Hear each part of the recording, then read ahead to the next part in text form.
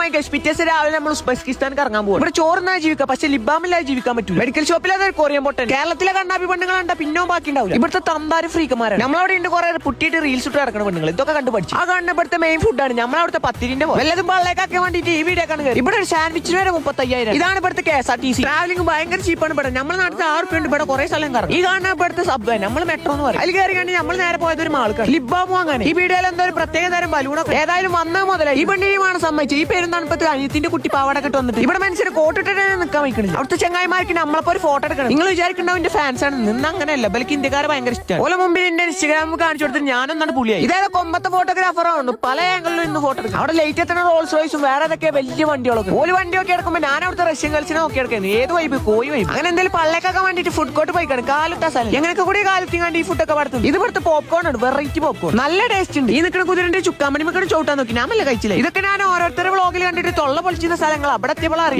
അറിയുന്നത് അത് ഇവിടെയായിരുന്നു. ഇതൊക്കെ പാടെ കണ്ടിട്ട് ഞാൻ വല്ല പൊട്ടനണ്ടിയാണ്ട ഫീലില്ല. ഇനി ഇവിടുത്തെ കക്കൂസൊക്കെ പോയേക്കാം. ഇവിടെ വണ്ടി മരുന്നിട്ടൊക്കെ മൂത്രയ്ക്കാം. പറന്ന് മൂത്രയ്ക്കണ്ടോലേക്ക് പറന്നിട്ട് വേണമെങ്കിൽ മൂത്രയ്ക്കാം. ജിമ്മ് വരണ്ട് കക്കൂസിൽ. പുറത്തിറങ്ങിയപ്പോ കുട്ടൂസം ബക്കറ്റ് കയറി. ഓനി കണ്ട് നമ്മൾ പോയി. ബാക്കി നാളെ